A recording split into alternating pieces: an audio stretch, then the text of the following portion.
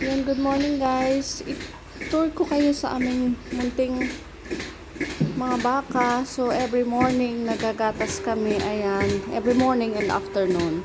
So, andito yung apat namin. Bale, parang apat siya. Yung kasya. Tapos, so yun, dito namin nilalagay yung mga baka na mga anak.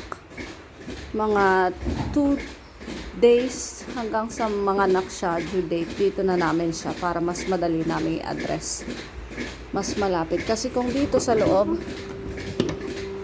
ayun, normally may mga baka kami na nanganganak dito. So ang nangyayari doon sa maliit na baka is nadadala doon sa dulo.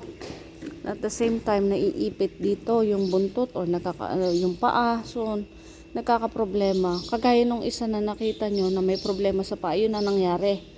Dito siya nanganak.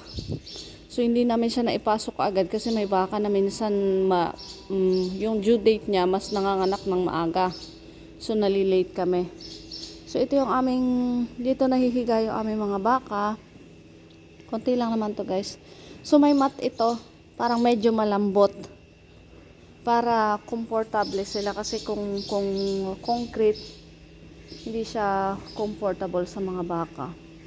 So dito lang naman guys, kukunti lang to. Yung iba nasa forest, yung mga hindi ginagatasan.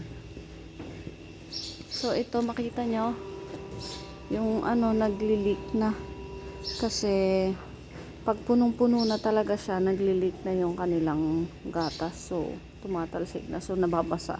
So sa umaga tinatanggal namin yan kasi yung iba hindi namin alam may infection, tapos nahihiga ulit yung iba, so nahahawa.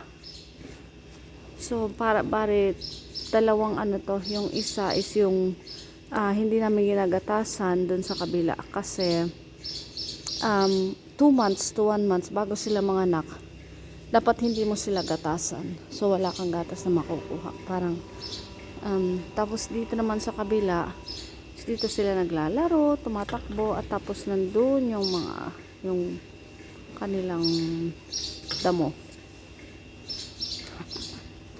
So ito yung machine na tataboy ng tae nila hanggang doon sa aming may parang tangke doon pababa. So doon sila tapos ito yung kanilang, pag gusto nila kumain ng feeds, dito sila pumapasok.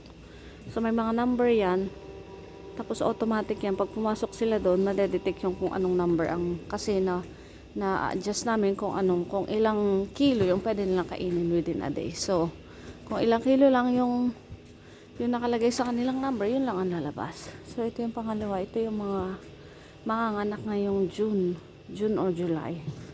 So andito sila.